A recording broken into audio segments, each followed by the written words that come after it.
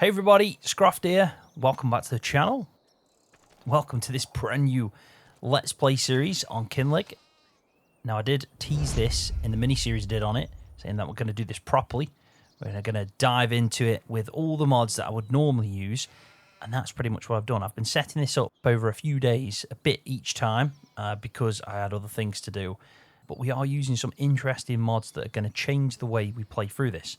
Now with this being the first episode, you know, we're not going to be doing a lot of farming. Let's just say that. We're going to go over all the equipment I've got, the plan, animals, things like that. Because there's a lot to kind of digest, and especially one mod that I'm testing out that I'm really excited to try out and see how it performs, because I have no clue at the moment. I've seen it in testing, I've seen people testing it and communicating on it, but I've not actually tried it out myself. So that's going to be really interesting to go over in this episode. But yeah. But it is pretty much a standard Scroft Let's Play. So like my normal style, I want to try and play as realistic as possible, and I want to focus on animals and arable work and things like that. I might do, you know, a few productions along the way. I was thinking maybe like milk bottles or something like that, because I want to do dairy farming. So that could be an option, but I'm not really going to go diving into the production side loads, because it's not where I get the most enjoyment out of the game. Anyway, enough faffing. Let's talk about some of the equipment. I'm starting off with the Range Rover right-hand drive, perfect for this map.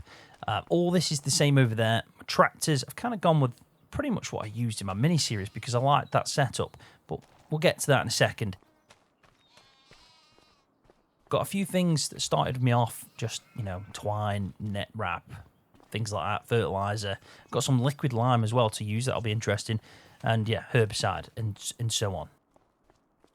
I kept the sheep shed. I was thinking about knocking this down and starting again with maybe just some storage, but I decided against it. So I've kept this in, and I have got an outdoor pasture somewhere where I might start sending these out to, because we are lambing, and I've actually skipped forward to start this save game in August.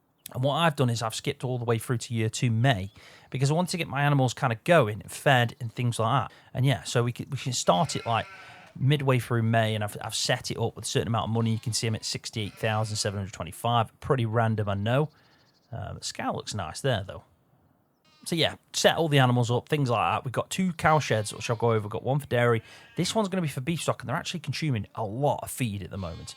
I should probably go through my game settings in a second, but let's just talk about this corner of the farm. I've got a Richard Western muck spread. I decided to go with that instead of the bunning one. Just thought it'd be a little bit different. Gone with an old school 387 Massey Ferguson. I tried to make everything look like, you know, it's worn out, weathered, all that good stuff. And this is the cow shed that I've placed down. It's pretty cool. I think it suits the setting that I've got going on in this kind of rustic area in the Highlands.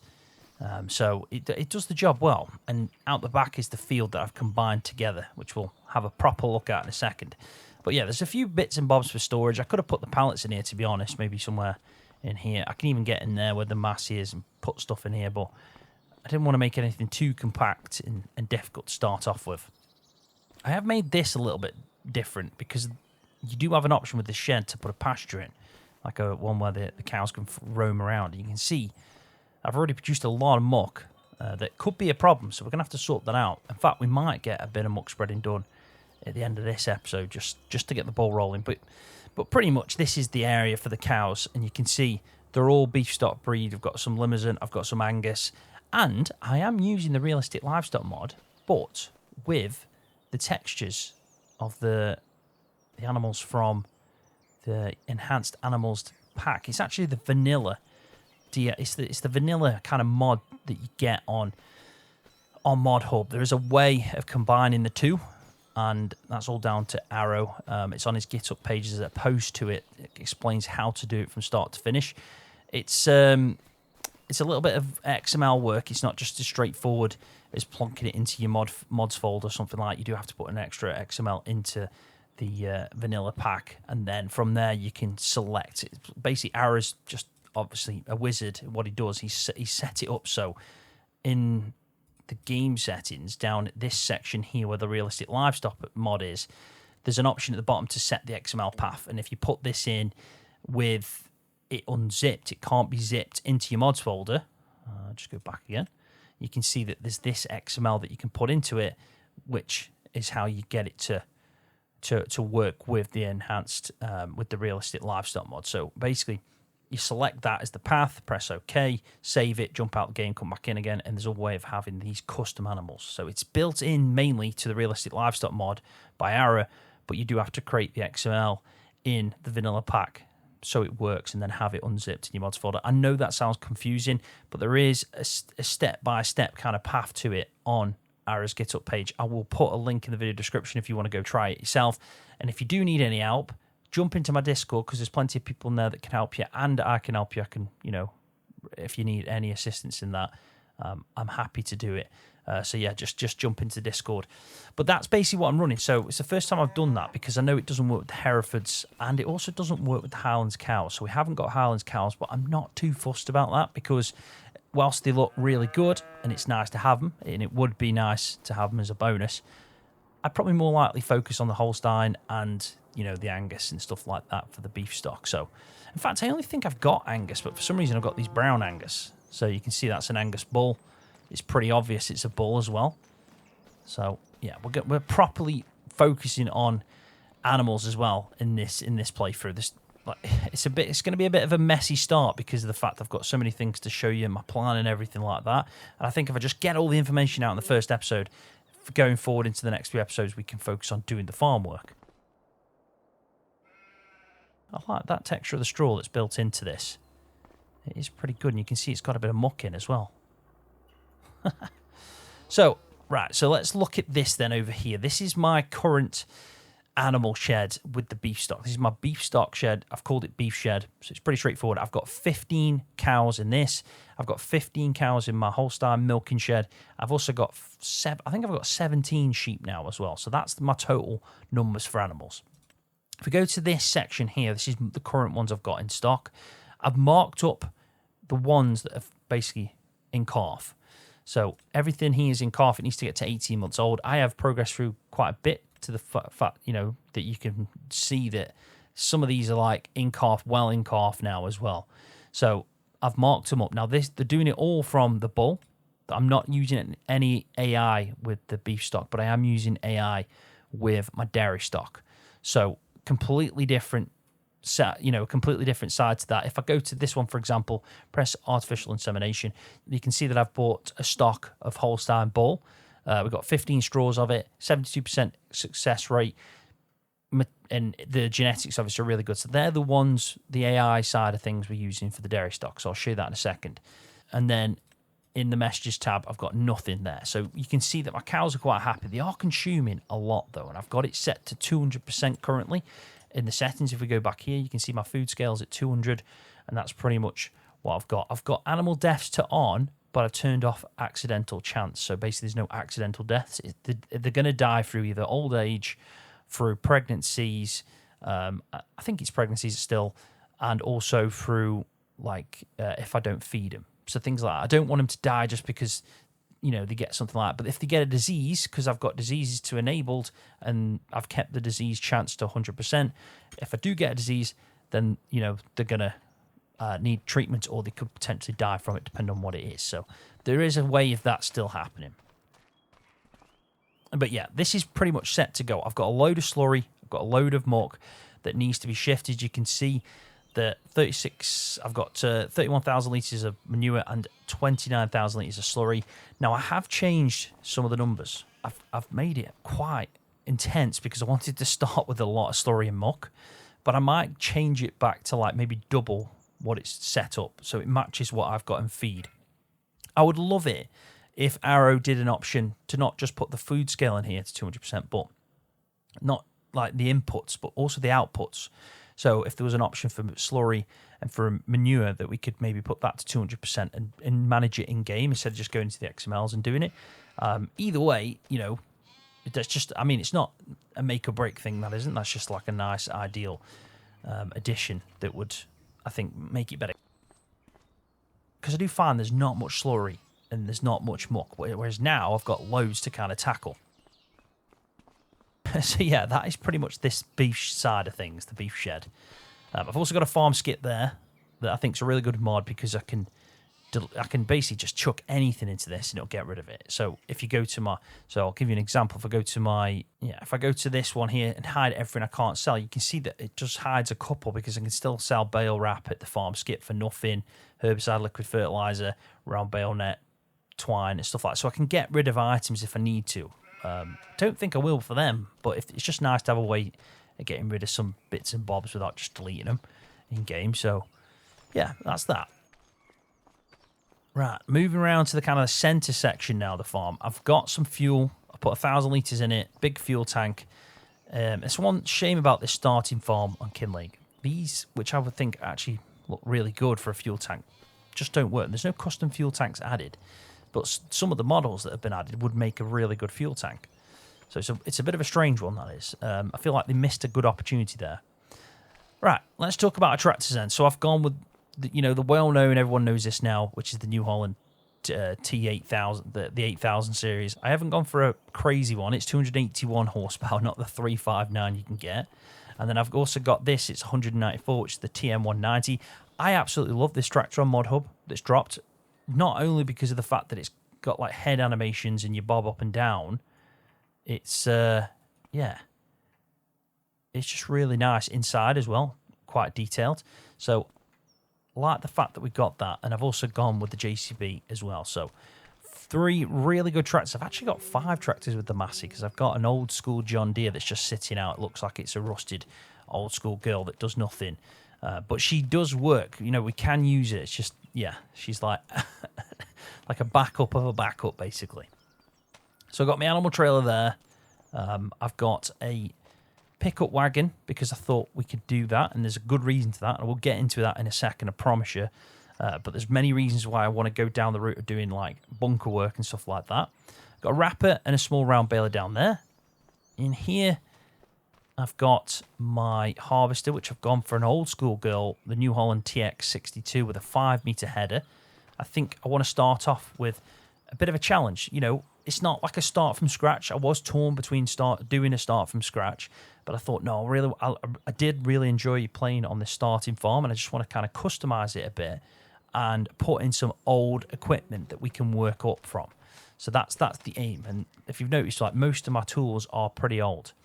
Now there is a few that I've bought brand new, which is this, for example. This is a planter that I really like the look of, and it's a base game item that I thought should be using a bit more. Now, if we go back into here, you can see that, it's this one, hire purchase. So, you can see here with the hire purchase tab that this is one of the new items that I've purchased that I actually got on finance. So, it's the only item I currently don't fully own because I've got it on finance deal. And we got a final fee of 13,000. We've got 36 months remaining at 1,500 a month repayment. So, it's... we're going to have to keep in mind money in this because we've now got tax bill. I know.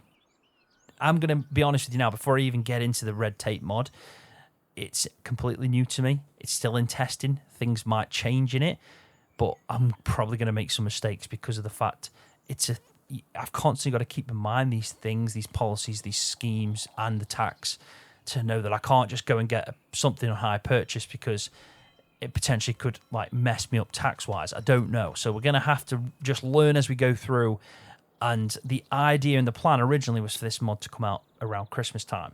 So there's plenty of time for us to test it. And it is a cool idea and hopefully can change the way we play Farm Simulator. So really excited to get that going. So there's a budding trailer. I've also got 2 grabs for my wheel loader. I've gone with an old school wheel loader JCB. There's nothing else with a front loader attachment. Kept the same shed that we start off with, which I really like the look of, and I think it's a massive plus Giant Software and the Highlands DLC, so we got that to start with. And then round the back side of here is where the cow shed is, and the pasture. And you can see as well, for some reason, they kind of float. I'm not sure why that is. It's like a booting game. It works fine, but then after a certain amount of time, they start floating as if it's all level. So it might be an issue with the cow shed, but I really liked the look of the cow shed, and I felt like it fit really well with this environment and the rusted look of all the buildings and stuff we get, like the starting with the DLC. So I'm gone with it. We're just going to have to try and ignore the floating cows and hope there maybe is a little fix for that shed. I don't know if it's a weird one. I don't know why that's happening. So round here I've got some silage bales. We're storing there. So it's a nice little silage pad zone. And that's the JCB that I've started off with. I think it's perfect again for the set style and setting we're going for. And round here is like my odds area. It's just a place to dump things that can be outdoors. So I've got my power harrow there, vert spreader, old Massey Ferguson trailer that's actually not our main trailer because we've got the bunning over there. Got a plough, got a roller as well down this section. And then this is the old school John Deere that does work. It does work. It just, you know, she will start up, and if we did need her, we can. I just like the rustic feel to it and the textures with it that I thought I'll buy it and I'll place it there. And then if we need it, it's there. And I don't know if you also notice, I've put a load of ground textures down, like oil and stuff like that. Just want to make this feel weathered. And I think it looks really good because of it. Looking around this section now, I've got 2 extra sheds for storage. We got this one that's got our feed mixer, straw blower, and this chrome mower that's actually just dropped on Mod Hub. There's a load of variations to it. Really like the look of this, so I've gone with that. Old school bale trailer here. That's a bit like the, you know, equivalent to the Massey over there. She's an old girl. She'll do the job. You can see it's weathered and worn out and all that good stuff. So I've gone with like a topper mulcher. With me doing a bit of topping recently in real life, I thought, why don't we actually get a mulcher that's what a topper would be if they had toppers in the game? That's our fertilizer spreader. That's our seeder. That's our drill. And we've got a tedder there. And then in this section, I've gone with the New Holland baler by Black Sheep Modding because it has this Quadro Pro baler like collector or accumulator that stacks bales. And I think it's 4 or 3 high. I forget now. I think it might be 4 high. But I've picked up the right bale grab because what I want to do in this series is do everything manual loading. Now, don't get me wrong. When I started off and set this up, I dumped in a load of bales using auto load. But that's just because I want to set up and get going with some feeds. You've seen how much my cows are consuming. If you want to know for exactly how much the animals are consuming, this is every day currently. So the sheep barn's only 750 litres a day.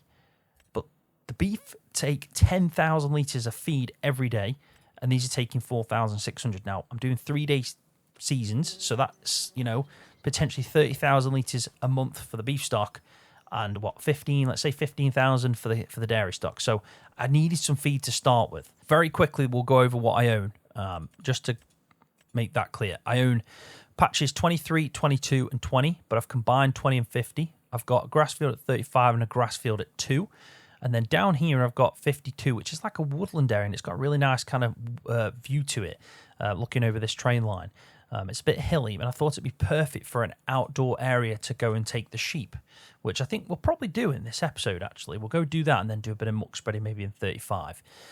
So I've only got 2 small grass fields. I do want to do some maize silage at some point. I'd love to have maize plus mod so we could actually see it as maize silage, but it's just going to be chaff. And then I've got 1 big arable field that's growing with barley in. And 22 is completely just nothing. It's ploughed. This one's in a cultivated state. So pretty sure. No, sorry, it's a harvested state. And so's both my grass fields. They've been cut. So that's the way I've started it off. So we've got no kind of actual work to do because this one's growing, even though that does require some fertilizer. So I was thinking, I've got a bit of time before it's ready to harvest, and I can put some nitrogen down, so at least the first harvest is a good yield. So we can do that, but we've got plenty of time to do that in because of the fact we're in May. So yeah, that's the land I own. And then over here, I've got a windrow and another bale trailer that I think is probably going to be the one I use the most. And then in here is the bales. And there we go. That is pretty much this side of the map. Up there's the grass field. I imagine you'll know the layout properly, but that's the equipment. This is the dairy shed, though. So we've got slurry points, we've got feed points and everything like that. And we've got a muck heap just around this side. We've got 15 dairy cows, and they're at a good point as well. It's a shame about the floating, though. I'm really not sure what that is. It's a strange one. Because it doesn't do it at the start, and then all of a sudden it does. I've also got a cultivator there as well. Right, so this is the muck heap and the animal trigger for this cowshed. And if you look at it, I think it suits it because of how weathered it looks. I think it's the perfect kind of cowshed. And it is on ModHub if you wanted to download this as well. So let's jump in and have a look at our dairy stock. Same applies with these ones. These are too young. In fact, when it's 18 months, it can actually start doing the AI. Well, it can start breeding, basically. So for this, I'll give it one of the straws that I've got left. Same goes for this one in 2 months' time when it's 18 months old. These are my female milkers, basically. Now, I have got one down here that's lactating.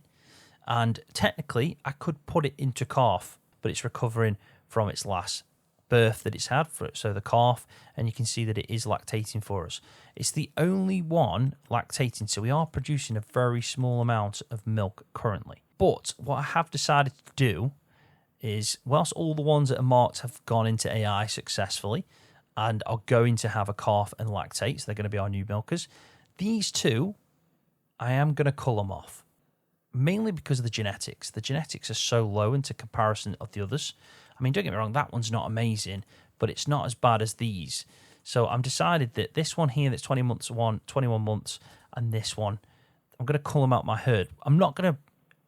All I'm going to do with them is basically sell them back to the market at some point. So I'm not going to worry about them. These two are fine, you know, and I've got a lot of good genetics going on here, and the bull that I actually bought them off were really good.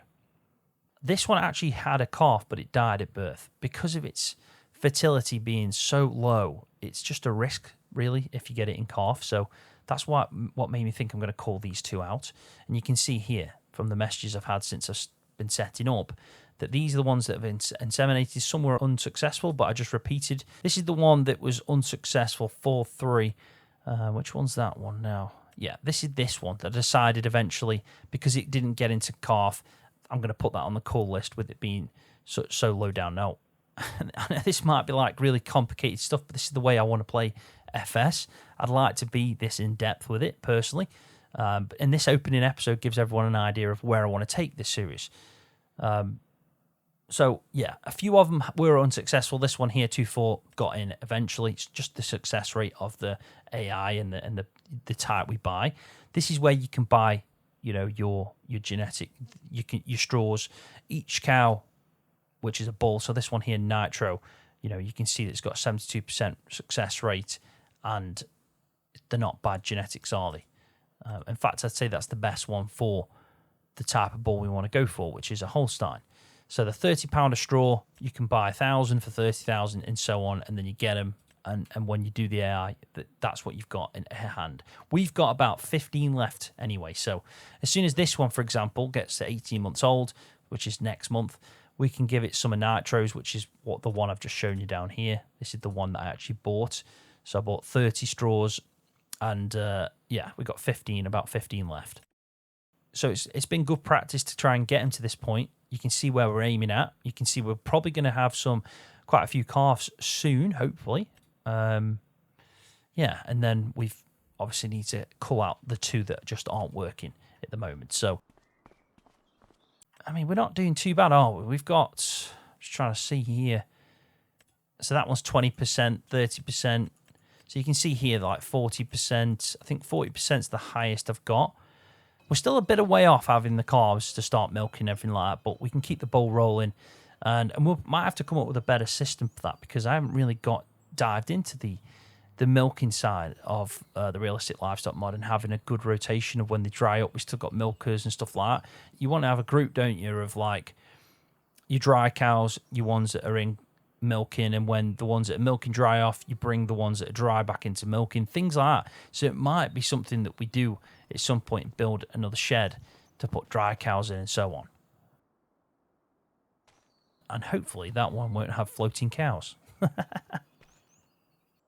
So that's pretty much all the details, really, of the series and where we're going to go. You can see the equipment, you can see my farm layout, some of the customization I've done to it.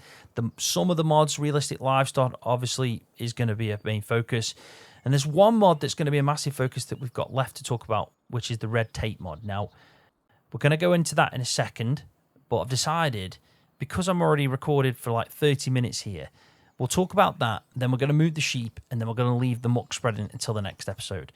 I'd rather get the first one out the way where I just talk about everything, give all the information, because then the next time round I don't need to do that, because if you're following the series you've got pretty much a good idea of it, and we'll keep having like refreshes along the way if we need to remind ourselves what we're supposed to be doing, because I honestly think this series is going to be a bit confusing because of the fact I want to use so many different mods that change the way we play the game, and we've got to come up with loads of plans and manage that at the same time. So yeah, let's take a look at red tape, and then you'll understand why this is going to be a challenge. Okay, so down here we've got a new section here, and this is the red tape mod. Now I'll remind you, this is in testing currently. It's a mod created by Oz, and it is planned to be released for PC, obviously only because of all the scripts. Aiming originally for Christmas time, but that's all depending on internal testing, which is what I'm a part of, and which is why I'm making videos on it now to help with that. But also it depends on Giants testing after that. But it is planned to be released to Mod Hub at some point when it's ready and passes everything that it needs to go through. So keep that in mind. This is early days. Things could change. There might be some bugs along the way. We might see that we get penalised too much money and it needs adjusting, or we might see that it's we're making way too much money and that needs adjusting. But that's the whole point of this testing, which we're doing currently in this series. So red tape, what is it? What does it do? It basically adds in a load of incentives through policies, schemes, but also like things to keep in mind that could penalise us along the way. So there's aspects of the game like you've got in real world farming that could either be a benefit to you or could hinder you and the farm. So the first tab is to do with policies, and this is basically something we don't have a choice in. These are things that we are compliant in. We have to do this because it's like law. It's like written into the law of farming that we have to do these things. If we do, with them, you can get like a higher grade in the current tier, and you get a performance indication, which is in like a tier. Currently we're in D because we've not done anything. I've only just activated this mod. I didn't activate it at the start of when I was setting up from like the summertime. I went all the way through into May, which is where we are now, and then I activated it and started this recording because I didn't want it to have an impact on my tax and things like that. I wanted it to be completely zero, like a flat line, and then from that you can follow me along in the series. So let's have a look at this one first. We'll just look at manure management. This is something we have to do. So we're currently at tier D, which is the worst, but obviously that will improve over time. And you can see that it says here, for manure management policy, you should not let manure sit idly indefinitely. Ensure that you spread at least 50% of manure that you produce on a rolling basis. If you do not produce manure, you will not be affected by this policy. Now, we do. And as you can see, we've got a lot of manure. So I need to make sure, for example, in a year, I think this is in a year, I'm pretty certain of it, if I produce 200,000 litres of manure, I need to make sure I've spread at least 100,000 litres of it, at least. So it can't just sit around. So I've got to be active using it. Now, the more active I am using my manure, the better it will be. So that's that one. I've also got one for crop rotation. So requires rotating crop between fields and seasons to maintain soil fertility, break the pest and disease cycles, improve nutrients. Like some of that, obviously we don't have pests and disease cycles, but it is just giving you a bit of a background why you need to do that. So we need to make sure we don't just grow the same type of crop every time round. We've also got animal spacing. So requires animal to have enough space to move, rest and access food and water, preventing overcrowding, reduces stress. So basically for us as players, we can't ever have our animal pastures full. So if they hit the maximum, so for example, this sheep barn I think holds 35. We've currently got 17 in there. If it ever got to the point where it was at 35, then we'd obviously get penalised for that because they've not got enough space. It's maxed out. So just you've got to keep in mind about that. So that again, we'll get a performance score on. Animal feed requires animals to always have sufficient feed. So basically don't ever get them run out, because if you do, that's going to be a performance problem. These are things like common sense. Most of them are like common sense, aren't they? But, it gives you an incentive now to make sure you never mess up there. And you never know, you might get rewarded for not messing up. We've got a restricted slurry application as well. Now, this is realistic. if you're in a certain zone. I think the whole of Ireland is in a zone like this, and I think a good chunk of the UK is definitely in this zone. Where I work, in real life, there's 3 farms that the farmer owns. 2 of his farms are in a zone that means he can't spread slurry and muck from, I think it's from the end of October to January time or something like that. So, yeah, he's got 2 farms that are in it, but one of his farms isn't. So he can go and spread muck on one farm and the fields around it because it's not in the zone. So it's basically the same thing here. But you can see we're not allowed to apply slurry during the months of September to December. And if we do, we'll be penalised for each violation we do. So that's interesting. It means that we've got to try and manage our muck and slurry at the right time, because we've got manure management here. That means we've got to ensure that we get rid of at least 50% of what we produce. But we can't also send it out in the months of September, December. So really, you're going to have to pick a time of year, aren't you, every time where muck's got to get shifted, which is probably going to be springtime and maybe, I'd say, summertime, depending on what you're doing with harvests, if you've got the land for it, after you're chopping grass and stuff. So, yeah, again, we need to make sure we're shifting slurry. Now, because we're in May currently, perfect time to get slurry and anything else on the ground. So we've got one here for logging, which is basically about sustainable forestry, which is encourages sustainable forestry practices, rewarding net positive tree planting and fining for overall deforestation. So basically, keeping it short, if we chop down 5 trees, make sure you plant 6 or 7 or 10. Don't take more than you're planting, basically. Then we've got water contamination. Now, this one's going to be interesting. And I've been speaking with Oz and looking at the chat they've been having in the testing server to see like how this works. And it's quite clever, but it does detect the distance you are away from water. So it basically prohibits spraying chemicals within a buffer zone of water bodies to prevent runoff and contamination that could harm aquatic life. So basically, for players, talking about FS-wise now, we can't spray liquid fertilizer. Probably, I don't know if it also means like slurry or things like that. I don't know, but it's definitely like liquid fertilizer, herbicide, things like that, within a certain distance of the water. And I think, from what I understand, it will give us a warning saying you are in this area, basically. So you can't think, because you might think, oh, I thought I was far enough away. So it should give you a bit of a warning with that. But I guess we'll test it out in time.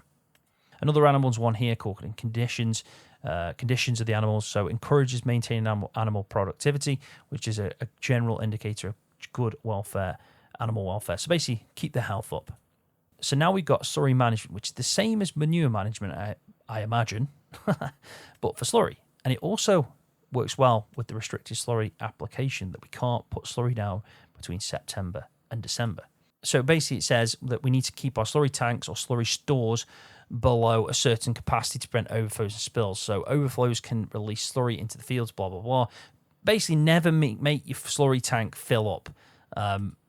Like, for example, our beef sheds, you can see at 29,000. If it got full, we'd be penalised. Same for this one. We're well off our stores, so we're all good. We don't have to worry about that. And then we've got animal bedding. So this is a one that requires animals to be provided with adequate straw bedding to ensure comfort, insulation, hygiene. So basically, if it notices that we run out of bedding for our animals, if we get down to, like in the beef shed, if this gets down to like empty, we're going to get a negative score for that. I like this one, and it was one that I actually requested because I feel like currently we don't really get any incentive to put animal bedding in except the fact you get muck off. That's it. So I feel like it should, because it currently doesn't have an impact on the welfare of the animal or the amount that the animal's valued at, potentially, which could have been a direction that Giants went. This gives you an incentive to still, apply that straw and make straw, for example, to then apply it as bedding to get this, kind of higher performance tier in it. So, yeah, I think it's a really good idea. Now, I am trying my best to fly through these, but there's so many. So let's just quickly look at a couple of schemes. These are the ones we have to select. So if I, for example, wanted to sign up for this scheme, which is a scheme to encourage the use of natural fertilizers such as manure, slurry, and digestate, you will receive a bonus for the amount of natural fertilizers you use compared to synthetic alternatives. Because I know I've got a lot of muck and slurry, we could sign up to this scheme. We could also sign up to a winter cover crop scheme. Now, I think I actually did just sign up to 2 of these by accident. But it doesn't give me any notification on that. So, because I thought it was just because I pressed it and I thought it would say, are you sure? Like a confirmation, but it didn't. So I think I might say to Oz about that. It'd be nice to get like, you are signed up to this, you know, do you confirm? Just so you don't kind of click it for some more information like I did. These are all the ones that kind of come in when you first spawn with the mod. You can see them scheme activated, winter cover crop there. So we'll look more into schemes, I think, as we go through. But let's look at the final one, which is the tax. Now, this is going to be interesting. I don't know loads about this until we get our statement. You can see here that the previous year statement, there is currently no tax statement available. Tax statements are generally annually, so once a year, in April, and payments are taken in September. So next April, we'll get our tax statement, and then we need to make sure we've got the money to pay it on September. But the way it should work is if we make £100,000 and spend £50,000 off it, and then our profit must mean that we've got £50,000, we will pay 20% on that 50,000. That's basically the understanding of tax. However, I don't know if you've got like tax allowances, which means for the first, I don't know, the way it is in the UK is like 12,500, for example. The first £12,500 of profits you'd not taxed on. I don't know how in depth Oz has gone with it. I think, but without knowing, this is just a guess now. I think it's probably going to be just 20% off profits. But saying all that, from the conversation that I've been having about the tax section, he might be putting things in that expand it. So keep an eye out for this tax bit. I'm actually really looking forward to doing this because I'm a nerd. And because, you know, who doesn't love paying tax, honest? But no, I like it being in the game. I do. I think it's a good way to expand on the way we manage our money within Farm Sim. And I'm always up for that. So, as you can see, we've got a lot of things going on. There's a lot of things to manage. We've got to keep in mind about all the good stuff. That bloody floating cows are doing me head in, though. I will be honest. But yeah, we've got lots to manage, lots to kind of sort out. So, because of that, we're going to just do our best. We're going to hope that we don't mess things up and keep in mind, like, all the details. They're going to make this a challenge, like the policies and the schemes and the tax bills. I'm super excited for this, though. Like, super excited. Because I've wanted something like this for ages. And I have to say, it's a weird one this time around for FS25. I've not been playing it much. Because I'm still on 22. So I play it like for a few days a week. Then I'll play FS22 for a few days a week. Then I'm at the farm for a few days a week. So I don't actually play it for a content creator as much as you probably think. And it's just because I'm on 22 making the farmhand. Farmer takes a lot longer. And then I've got my real farm job and my real life other job. So it's like there's just so much going on in my life that I haven't played it much. But this is probably the most excited I've been for Farming Simulator for ages because of these kind of mods. And you've got to give shout out to modders like Oz and modders like Arrow who are making these script mods that are changing the way we play the game. And then you've got all the modelers, you know, all the modders that are making all these mods and just, yeah, it's I think we're after a year now of the game being out, we're in a good place. I think we are. Anyway, let's move these sheep. Let's go take them to their outdoor area. It's the right time of year for it. It's May. You know, we've had a few lambs pop through. In fact, I never showed you the sheep, so I will do that quickly. Because I never showed you, but we did have a lot of lambs pop through. Again, I've not done any artificial insemination with these lambs. What I've got going on is, apart from the 2 little baby rams over here, I've got a Suffolk ram over here. You can see that they've been very busy.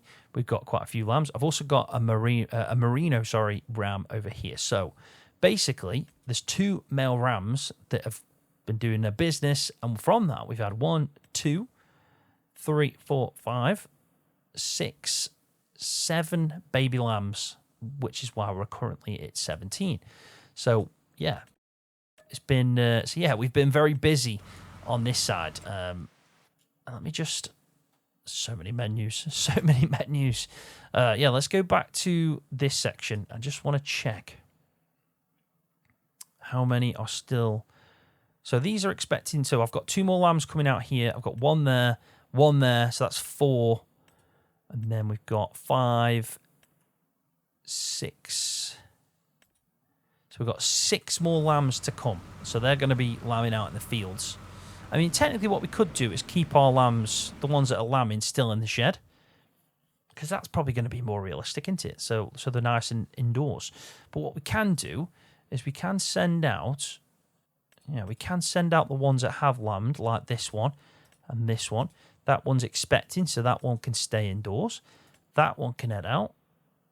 That one's expecting, so that can stay indoors as well.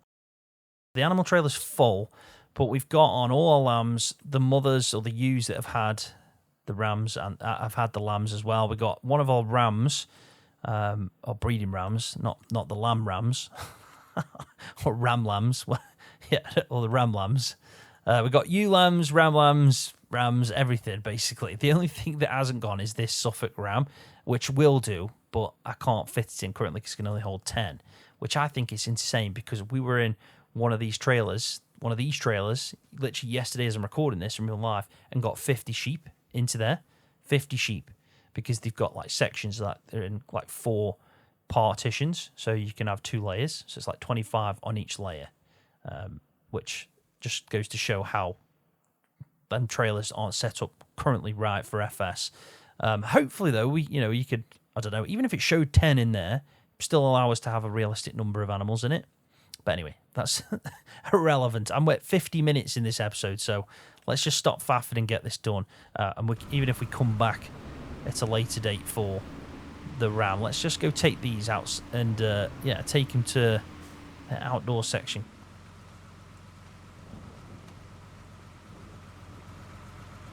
Yeah, because it is a nice spot and perfect for them. And it would be raining right at the start of the series in Scotland. I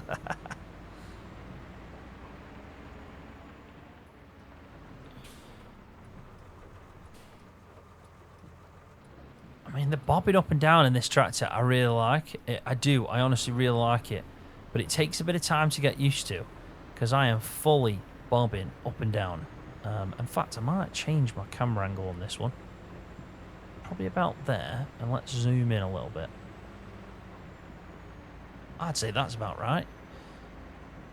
I mean, I could zoom out a bit more, but I'm quite happy with that. That's not too bad at all.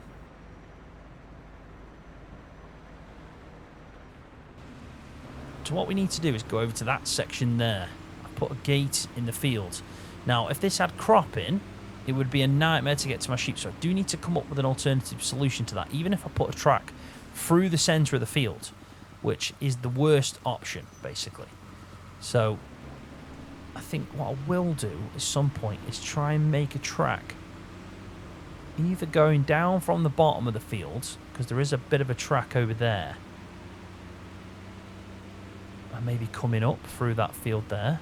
I don't know, but we do need to figure something out to get up here, and we're not going to be able to get from the other side because that is a fully no-go area.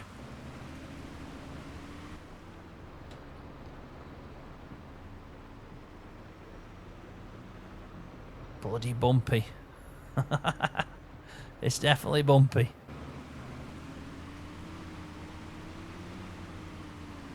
It's like we got stuck then in the mud to a point where it jolted me. Yeah, it is. Look, we're digging in that much that it's... I don't know what's gone on there, but we dug in and it just went boom. Right, so anyway, they're here. That's the main thing. So let's select all and move selected 11. 11? I thought it only holds 10. I'm so confused, I'll be honest. Right, so the sheep should now be in here. We haven't got any feed currently in this section, so we're going to have to be really careful. It might be a good idea to just bring a bale out to them. But we've got what should be, if we have a look, in our open pasture area, we've got all the lambs that we've had. We've got 1 ram, and we've got a couple of ewes over here that have had these lambs as well. So we are good. We're good for now. This section, however, has got, well, it's got the ram that needs to go over there, and then we've got some that are expecting. So as soon as they have the lambs, they can come out and join the rest of the flock, and yeah, we should be good to go. Now, I think it is a nice spot, though. I think if it was packed out with a load of sheep in and utilising the space, I think it'd be good. And I have fenced it off as well, so if you look down here, it's got fencing around the sides because we don't want them roaming about the place. So there is a boundary to it. But what I was thinking is down there where that shed is, if we had a way to gain access up here for a track, I think that might be the best way to do it, because we could also use the shed for anything that they might need. It could be, it could be like some bales for them or whatever else. But it's nice to have that option. I don't even know if I own that. So no, I don't. I have to own Field 25 to own that shed, which is a shame. It is a shame. But I do own this section, so we could still make a track through it and feed up that way. And I think that's going to have to be the way to do it, like through this section up here, because it's like a nice gradual incline to the field. And then if we just put a gate probably about here, we're into the section where the sheep go without worrying about driving through this field. Because, you know, this is one of my crop fields and we want to look after it. We don't want to do any crop damage, do we? So that's the plan. That is the plan. But for now, I think that'll do. I've been speaking for an hour. I've chewed your ear off, so apologies for that. But I did want, I wanted it to all be clear what we're doing, the direction we're going, the equipment we've got, and also the red tape mod and the realistic livestock mod and the animals and everything. So I'm glad I've got it all out there now, because now in the next episode we can do some muck spreading. We might even power harrow that field over there. I've got plenty of jobs to do. We've got muck spreading to do. We've got mulching to do in this field. We've got power harrowing to do on that field there. We've got to get fertilizer out on that ground. If we are using, if we are going to sign up to that scheme and the policies we currently got and everything, we might use a bit of slurry. Could use slurry, but we don't want to do crop damage, so we're going to need to use narrow tires because we haven't got any tram lines or anything like that. So yeah, there's plenty to figure out. We've got to keep giving feed. We've got to make sure they never run out. Make sure they never run out of bedding. There's a lot of stuff to keep going, and it's going to be nice to see the scores go up and the evaluations to happen as and when we progress through the months. So there's plenty coming up.